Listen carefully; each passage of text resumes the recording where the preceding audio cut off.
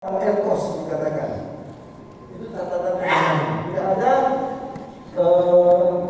makna yang keterangan lain dengan nahu. Dari kata NHM, nama nahu datang dari kata NHM. Orang Ibrani itu, orang Israel itu menulis tidak pernah menulis hidup. Buku mereka, kitab suci mereka, teks doa mereka, orang mereka, majalah mereka, semua huruf mati. Jadi penemu SMS pertama itu orang Israel ya. Mereka suka meningkat menjadi SMS. Yang bikin makan NKN, macam-macam itu. Sudah SDH. Kita mengunjungi orang Yahudi sebenarnya. Nah, karena itu kata nahu NHM ini punya makna ditafsirkan oleh orang. NHM naham itu berarti pelipur, penghibur, pelipur atau penghibur. Jadi kata nahu naham adalah orang yang melipur atau orang yang menghibur. Nah, itu nanti tampak dalam teks inti ini Nahum 1:37. Bab 1 ayat 3 dan ayat 7. Tuhan itu panjang sabar dan besar kuasanya, tetapi sekali-kali Ia tidak membebaskan orang bersalah dari hukuman. Tuhan berjalan dalam puting beliung dan badai, dan awan adalah debu kakinya. Tuhan itu baik, tetap perlindungan pada waktu kesusahan. Dia memperhatikan orang-orang yang berlindung kepadanya. Ini inti. Ini bagian inti dari siapa Allah dan hubungan dengan manusia. Allah itu panjang sabar, baik kepada orang-orang yang setia kepadanya yang adil, tetapi Ia tidak akan menjaga orang jatuh berkuasa, bersemerah-merah. Ia akan menghukumi mereka. Dia berkasih kepada orang-orang yang berlindung kepadanya. Dia memperhatikan orang-orang yang datang kepadanya. Jadi tekanan Nahum sih bukan soal hukuman sebenarnya, tapi kepada kebaikan Tuhan. Dan karena itu manusia boleh berharap. Nah, pada ujungnya adalah manusia boleh berharap mampu mencapai keadilan bersama dengan Allah. Karena Allah bersedia menjadi pelindung, penopang, penghibur, pelipur pada orang yang bersedih. Itu arti kata Nahum, dan itu muncul dalam teks Nahum sendiri secara jelas. Maka seperti Nahum sendiri disebut Nabi pengharapan. Nabi pengharapan. Jadi walaupun kerajaan ini sebagai musuh keras, kuat, hebat, jangan takut, sebab ada Allah kita yang lebih kuat dari kerajaan ini. Dia akan menghancurkan orang-orang ini. Jadi kita memberikan harapan orang Israel. Jadi di balik penindasan penderitaan orang Israel, Allah tetap bekerja membela orang Israel. Jadi sikap optimistis itu ada. Sikap optimistis itu ada. Walaupun bangsa Israel namanya lemah, Allah adalah pemimpin perang mereka. Allah akan menjadi berjuang untuk membela orang Israel. Jadi dia panglima perang. Dalam gambar kitab Nabi itu Allah dalam kitab suci itu gambaran Allah itu bisa beda-beda. Bukan Allah yang berbeda-beda, Allah tetap Allah. Tapi bagaimana orang menggambarkan Allah itu berbeda-beda sesuai dengan apa? Cita-citanya, harapannya, impiannya. Kalau kita mau melihat dalam perjanjian lama, gambaran Allah itu macam-macam. Dalam kitab Taurat, Allah itu digambarkan sebagai panglima perang yang berperang melawan musuh-musuh Israel, menenggelamkan orang Mesir, memberi makan, bukan hanya berperang melawan orang Israel, musuh-musuh Israel, bahkan itu juga memberikan pembunuhan terhadap musuh-musuh Israel. Itu waktu mereka sedang mengembara perang dulu. Allah itu keras. Allah itu sebenarnya suka berperang. Kenapa? Karena orang Israel sedang bersituasi menghadapi musuh di padang gurun, tidak punya tanah. Dari waktu kotor pindah terus ancaman dari mana-mana mereka. Mereka tidak membayangkan Allah yang lemah lembut, tapi Allah yang gagah perkasa. Nah, ketika mereka sudah punya tanah, tanah terjadi, sudah punya rumah, sudah punya ladang, gambaran Allah perang tidak ada lagi. Allah itu apa? Gembala domba. Mereka sudah punya domba. Allah adalah pemilik kebun anggur, karena mereka sudah punya ladang kebun anggur. Allah itu tukang periuk. Kenapa? Mata pencarian orang tertentu mungkin membuat Allah dengan perang. Jadi, lihat, Allah itu bisa digambarkan dengan cara berbeda-beda. Bukan Allah yang berbeda-beda ya, cara orang berpikir tentang Allah itu yang berbeda-beda. Sesuai dengan impian mereka, situasi yang mereka hadapi. Sampai di zaman Yesus, Allah dimunculkan sebagai gambaran seorang Bapa yang begitu baik. Ya, Yesus melihat Allah adalah Bapa. Allah berjenggot, rambut putih, mulia banget. Ayo, Allah itu memang rambut putih, panjang seperti pokok, kepongkat, berjenggot, muka keriput.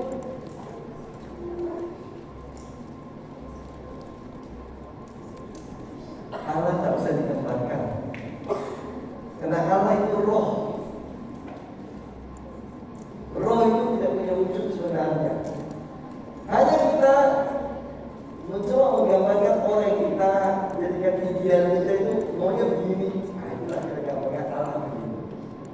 Allah sendiri tak tergambarkan. Allah sendiri tidak tahu bagaimana. Cara kita saja yang memikirkan Allah itu begitu. Oke, Yesus jelas manusia laki-laki itu dalam sejarah ada. Tapi tentang Allah, Bapa,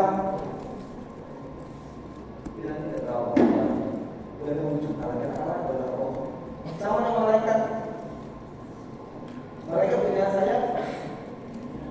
Laki-laki atau perempuan atau anak kecil yang apa sayap kecil. Malaikat juga roh. Ya, malaikat tidak punya wujud. Hanya orang memikirkan malaikat itu perempuan cantik, laki-laki gagah perkasa, anak kecil yang lucu-lucu itu cara orang berpikir tentang malaikat saja. Di gambaran tentang Allah itu selalu bisa berubah, dan bukan Allah yang berubah. Cara kita berpikir tentang Allah yang berubah. Nah, di sini ditahu Allah adalah panglima, karena Dia memimpin pasukan bangsa Israel mengalahkan musuh yang kuat orang-orang itu. Jadi saudara-saudari hati-hati ya. Ini bahasa analogis juga lagi. Bahasa perbandingan juga, bahwa Allah tidak digambarkan sebagai gembala, Allah tidak digambarkan sebagai tukang periuk, Allah itu sebagai pemilik kebun anggur, Allah sebagai Bapa, Allah sebagai panglima perang, dan macam-macam gambaran Allah. Itu hanya cara manusia berpikir tentang Allah yang Dia inginkan, dan bukan Allah yang sesungguhnya dalam dirinya sendiri. Baik, nah kita lihat Habakuk. Identitas Habakuk tidak jelas dalam kitab suci. Tidak ada keterangan apapun. Kalau tidak tahu masih dibilang Elkos saja kan. Nah, namanya itu maksudnya Habakuk sama sekali tidak ada keterangan apa-apa. Kecuali dia tiba-tiba dia muncul. Nah, itu ada. Jadi nampaknya Nabi Habakuk ini dalam sejarah kitab suci adalah suatu buku yang dipakai untuk berbicara lintas tempat dan lintas waktu.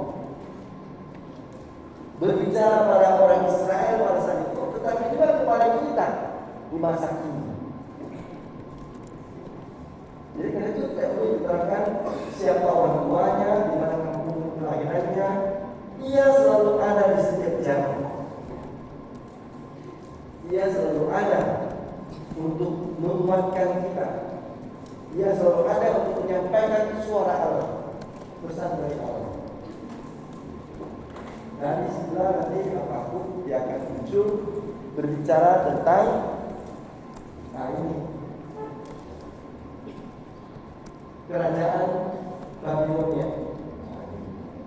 Jadi kemungkinan yang ditulis pada awal abad ke-8 atau ke-6, 7 atau ke-6, pada saat pelakunya sedang kuat.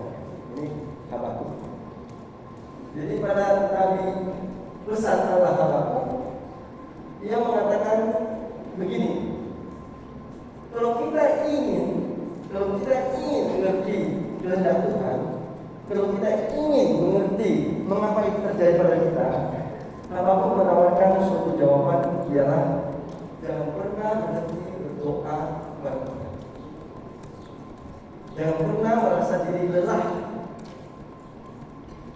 untuk berbicara dengan Tuhan. Di situ nanti kita akan mengerti mengapa terjadi sesuatu dalam hidup kita. Dan di situ kita akan melihat bagaimana Allah bekerja dalam diri manusia, dalam sejarah hidup manusia.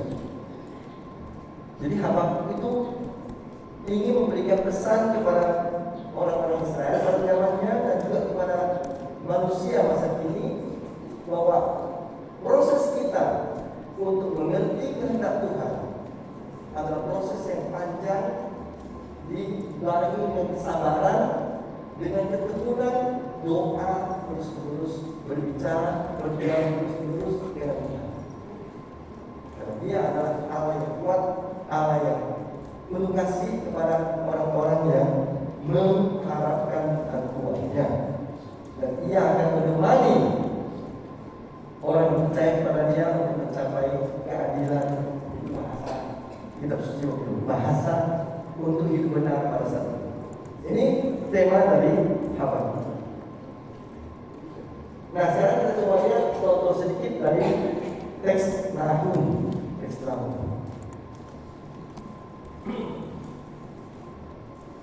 Kita coba lagi cara membacanya, teks yang ganjil sebelah sini, yang genap sebelah sini. Kita mulai dengan yang ganjil dulu. Silakan, 1, 2, 3.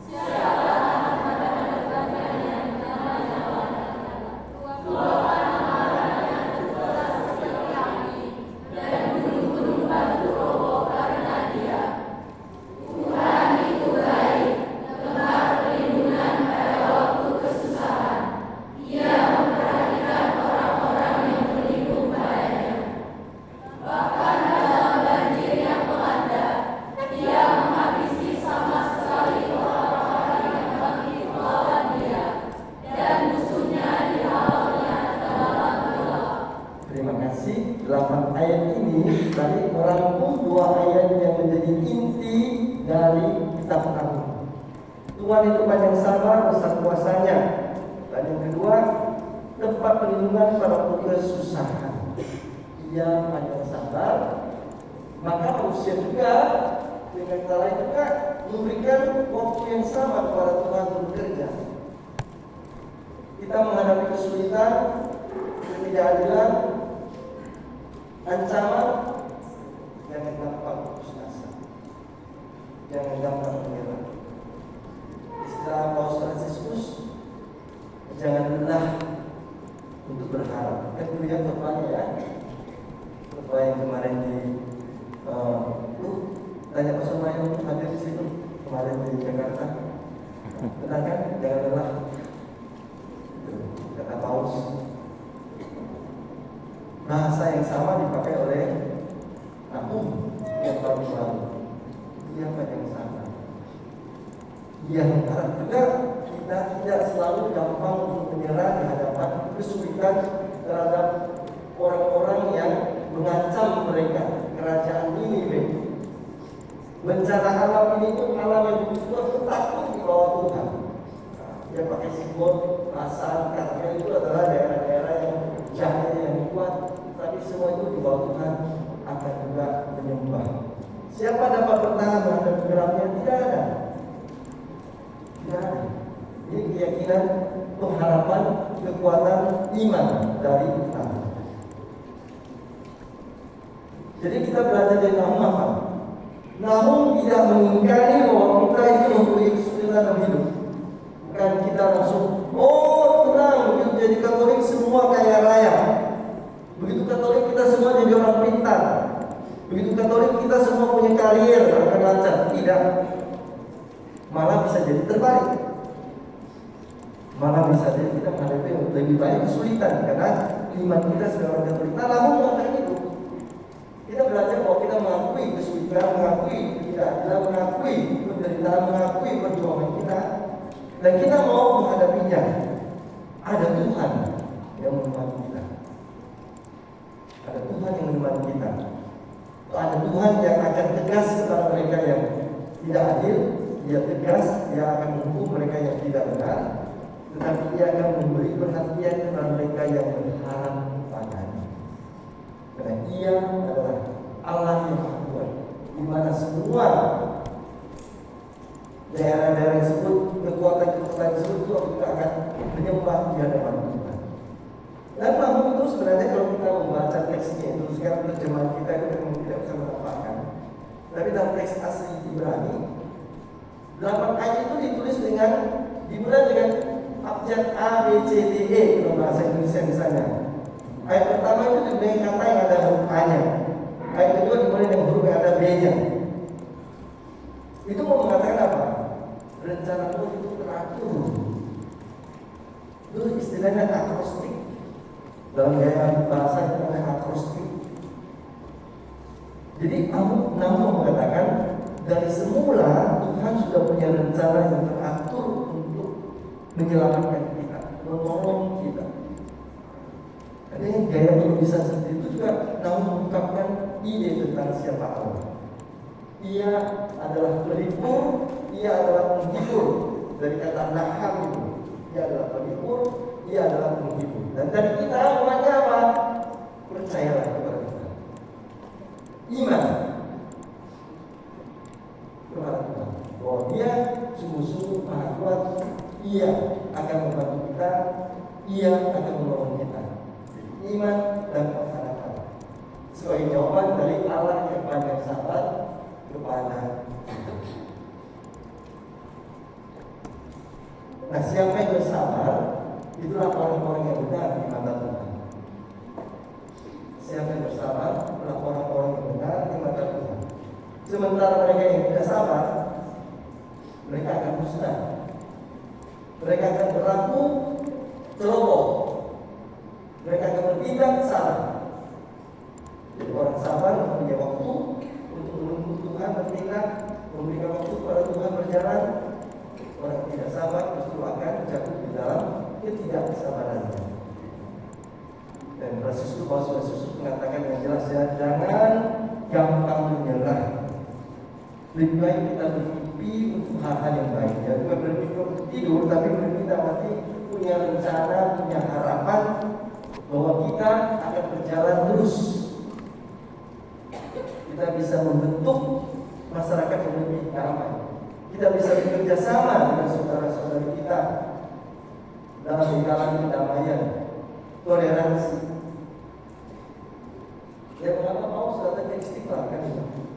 Yaitu juga untuk memberikan dorongan supaya hubungan antar agama, dialog ini jangan kalah karena tindakan intoleransi dari sebagian kecil orang-orang yang tidak suka dengan Indonesia yang bersatu ini. Jadi beranilah kita bersikap seperti apa ya? Sok-sok kuku, tidak iya dan tidak biarkan saja yang lain berbuat. Saya terang saja. Kita harus berani mengambil tindakan menurut Tuhan, harus berani mengambil tindakan.